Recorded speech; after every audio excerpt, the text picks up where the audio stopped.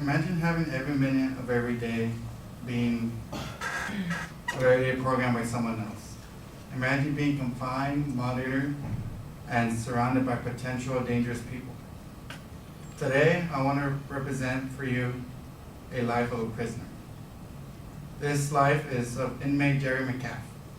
Jerry McCaff was sentenced to serve 40 to 60 years after being convicted in 1996 of second-degree murder and weapons felonies. This kind of life is not something you think about or ever want to experience. I will be telling you about a day of life of Jeffrey McCaff in prison, covering from the moment he wakes up to lights out. First, I'll be talking about his morning routine. In the beginning of the day, Jerry's prison job is to do suicidal watch on inmates, to watch them, take care of them, talk to them, and to make sure they don't harm themselves. This morning, he got woken up by a guard at 1:30 a.m. to go sit with an 18-year-old kid. When his shift is over, he is searched, stripped again, and escorted back to his housing unit, where he takes a quick shower, stretches, meditates, prays, and then climbs back under his itchy wool blanket and hits the hay for around 6 a.m. He goes back to sleep and wakes up at 10 in the morning. Jerry is one of the few inmates to have a service dog in training with him. He shares a cell with his service dog named Ross and a cellmate. Little fun, quick fact. A lot of prisons are now implementing good behavior, so you're able to work jobs, and now allowing inmates to adopt a pet to get their mind off of being in prison. So that's something to take care of, to be proud of. This is what a typical United States cell looks like. It's 3 stories with each cell having 2 inmates on each floor.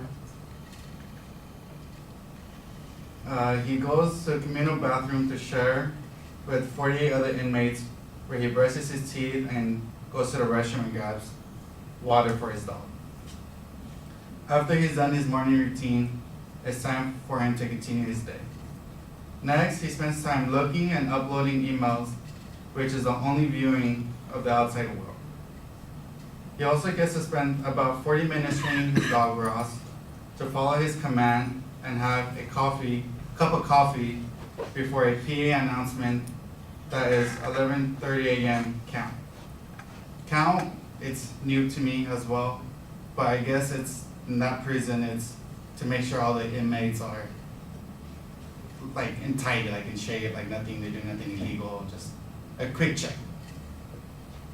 Inmates need to remember and be ready for the count time that happens throughout the day, or they get ticket. There are 5 counts throughout the day, and they have a starting time, but can go as long as the guards want. Guards think it's necessary to inspect the inmates' cells for any contraband. After the guard does his routine check, the inmates are able to go outside and have recreational time. Jerry spends his hour of rec time running a few miles, doing pull-ups, push-ups, and finish it off with weights and stretches. This is what the yard looks like at prisons. Recently, they're not allowed to have weights anymore. They kind of done that, so it's not all body weights. Finding other ways to work out. Going out and back from the yard is one of the most dangerous times, where inmates are free in a big crowd, and this creates opportunity to injure or kill other inmates. After he's done with his exercise, it's time for him to shower. Many of these jails normally only have 1 shower per block, which is the little housing unit for them. So Jerry has to wait his turn to take a shower. As he's waiting to shower, he prepares an instant oatmeal to kill some time. When he's done with the shower and oatmeal, he has free time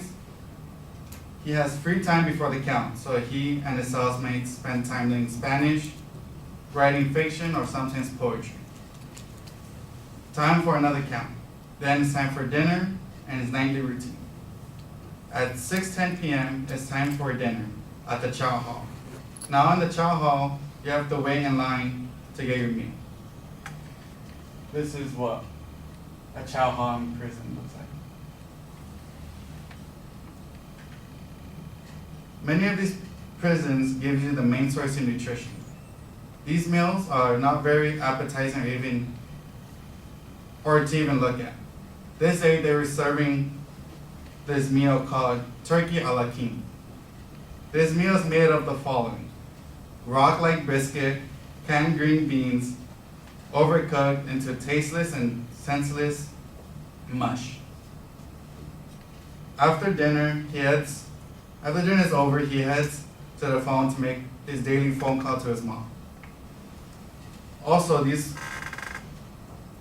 for making these calls, you have to pay money, which he states is cost $2 for 15 minutes. And you might be asking how these inmates make money to make these calls. Well, some inmates are lucky enough to have the family put money in their account, or they work jobs at the prison where they get paid below minimum wage. Jerry has a prison job of suicide watch. After he's done with his phone call with his mom, he heads back to his cell. Then it's count time again at 9 p.m. He only has 2 hours of free time. He eats ramen noodle soup, and some popcorn while he watches some TV. Lights out. In conclusion, the day in the life of a prisoner is all routine and daily struggle. To be a good inmate, stay out of trouble, follow the system, and always get through every day while you serve your time.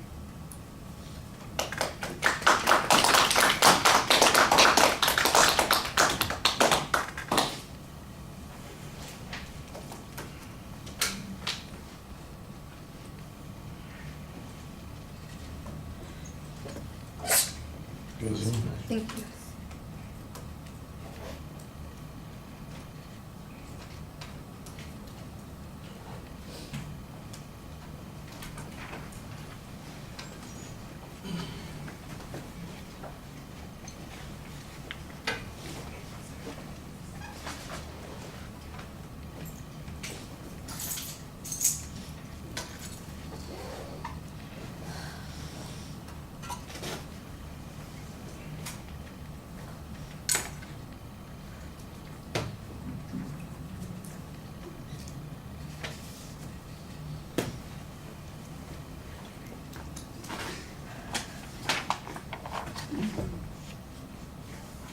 So Maria, what did you think? I think his presentation was okay. He knew the topic right away. Kind of felt that he was just kind of reading off the script, wasn't really engaging with the audience. The pictures helped his presentation, but they were just very broad, just him showing pictures like what it is. You mentioned suicide watch as his job, but you didn't really elaborate in his daily routine. You mentioned something about tickets. Could have been nice to just kind of elaborate on that one too. I think you did just okay. All right. Well, I think you picked out a couple of the things that I was thinking about as well. There is a lot more reading than you want to have in the presentation, but there are also times when I think that you read it somewhat effectively. Delivery is not the heavy on our list of things to worry about right now. We're going to work more on that next time. The visual materials, I use the term perfunctory. It's like, well, I have to have a visual here. Here's a picture of the chow hall, that kind of thing, or the rec yard, or that sort of thing. So there's not really anything that's particular to the specialized things that you're talking about. It's very generic information.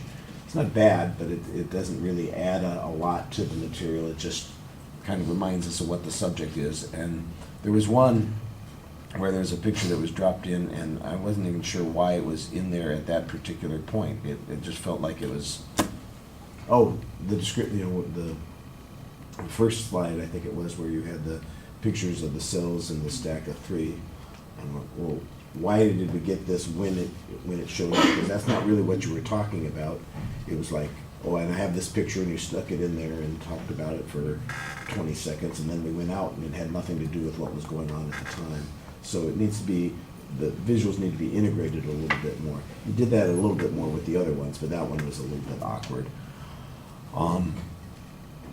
I'm wondering where all this information about Jerry Metcalf's day came from. You know, I assume that you read a book or a story or an article about this guy's life, and we don't really get any reference to that. I don't think Jerry was using his $3 phone call to tell you this story, so you must have got it from somewhere. And why you picked this particular prisoner's experience, because it's typical, because it's the one that was written about. Obviously the story is, the presentation is organized chronologically through the day, all right, and the things that he does. The suicide watch job, that's an interesting job for somebody who's a prisoner to have. It makes a little bit more sense because you made a mention of him being woken at 1:30 to be sitting with another prisoner for a period of time and then going back to bed, and went, okay, so how does that work? And it was a little bit clearer when you mentioned that this was his job. Okay, now I understand why that thing existed, but it felt a little bit out of context at that time. It got clearer later on in the presentation, and since that is his job and he spends time, part of the day doing it, it might be interesting to know why that job exists or what other things go along with it. Is there a counseling position, or are you just watching to make sure that people don't kill themselves? I mean, I'm not sure which way it works, you know, and how it works, and there wasn't any detail on that. All right, well, we'll keep it simple there. Thank you.